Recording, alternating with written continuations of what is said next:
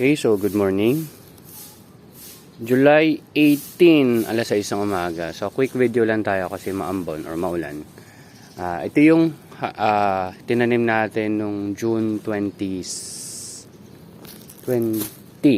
Tama, June 20. So in-update ko yung mga date doon kasi mali pala ako lang na-report last time. Ito, one of the problem ngayon. Pag naambon, since hindi rin ganun ka-effective yung tape. Ayan, so naiipon yung ano dito. Tubig. So ayan, iniisipan na natin ang next solution yan. Sa ngayon, manual lang muna. So good naman yung size niya, maliban sa isang to na hindi na tumubo. Kasi ito pala yung 1x1 na inasikaso ko kahapon. So frame pa lang naiangat ko ngayon. Mamaya kung hindi maulan, lalagay ko na yung screen. Then kung mapansin nyo, may nagkaroon ng konting improvement. Kinuha ko yan dun sa dati kong ginawa na parang stand. Since naka PVC cement to, hindi ko na pwede siyang tanggalin. So inisipan ko na lang na kung paano ko siya magagamit. So hinati ko sa kalahati. Mas mababa lang tong isang side tsaka dun sa kabilang side para magkaroon ng slanting setup siya. So yan. Hopefully, soon magamit na natin siya. So mag-harvest lang ako. 6 lang yung kukunin natin ngayon kasi hindi naging ganun kaganda ang benta kahapon. Which is, ganun naman sa tindahan. Minsan malakas, minsan hindi. So kuha lang tayong 6 para continuous supply lang tayo muna. Although, ngayon na ba yung harvest nito? Parang ngayon na rin naman yung harvest. Pero halos ubos na sila. Oh. Yun na lang naman i-harvest natin. 6. Kuha lang tayong 6 dyan. Then, by next week, ito, pero malamang mapapaaga na naman yung harvest natin dyan. Kasi, wala na tayong i-harvest. Yan na talaga yung next in line. Pero yung pinaka-harvest ko yan siguro mga Sunday na. Sunday or Saturday na pala bukas. Siguro may madi-display pa tayo by Saturday, itong mga to. Anyway, ang humidity natin ngayon ay nasa 88. Temperature is around 26. So, goods naman.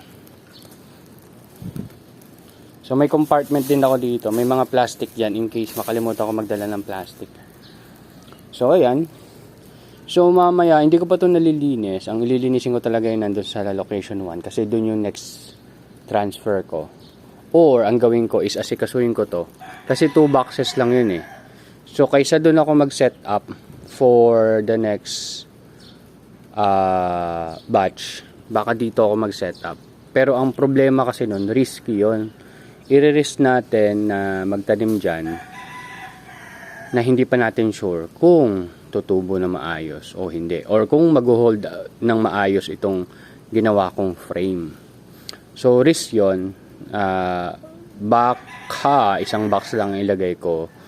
Basta at least makapag-testing tayo. Yun lang yung mahalaga sa akin. Or yung box na maliliit, yung tig-animan, pwede ko ring i-testing dyan pala. So yung mga excess na seedlings na lang i-testing ko dyan. Pwede rin, yun na lang muna. Para hindi tayo masyadong risky sa ginagawa natin. So yan.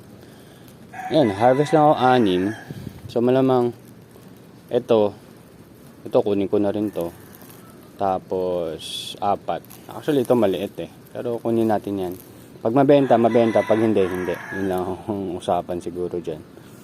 So, nawala na yung alaga natin. Siguro naging butterfly na siya. Wala talaga ako nakitang butterfly dito eh. Anyway, that's it. Then, batch natin dito ng sa Sabado-Linggo. Ito siguro, abot na to Sabado-Linggo. Kung hindi man, kuha tayo ng kaunti dito sa kabila.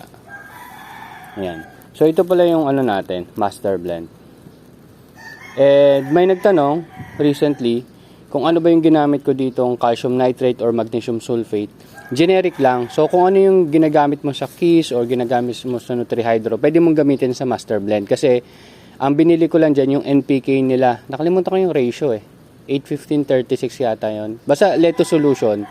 Yun lang naman. Sa Kiss, yung tawag nila dun sa NPK nila is Kiss. Dun sa Nutrihydro, ang tawag nila sa NPK nila is CFF for lettuce. Iba rin yata yung pang fruit bearing nila. Pero in terms of calcium nitrate, magnesium sulfate, kahit saan ka bumili, okay lang naman. Pero yun, pwede ka bumili sa NutriHydro, bumili ka kay Katanim Store, or bumili ka sa any accredited or mapagkakatiwalaan mong hydroponic shop. Pwede naman yun. Kasi yung ginamit ko dito, yung nabili ko pa na magnesium sulfate tsaka calcium nitrate galing sa NutriHydro. Pero yun nga, ang pinagkaiba lang niya, yung NPK ko is galing sa Master Blend. Ang maganda lang, iba lang din yung kulay ng nutrient solution niya, kaya mas okay. So, mas nadidistinguish ko kung ano yung K solution, ano yung NutriHydro, ano yung Master Blend. Ngayon kasi wala na akong NutriHydro Baka bibili pa tayo. Bibili muna pala ako ng CFF formula nila para makagawa ulit ako ng panibagong set. So, ayan. Wala naman tayong ibang kukunin. So, maulan ngayon. Maghahatid lang tayo ng 6. And malamang hindi na ako makapag-walking. Although, naka-ready na tayo for walking. Ano na siya automatic na Okay, so that's it.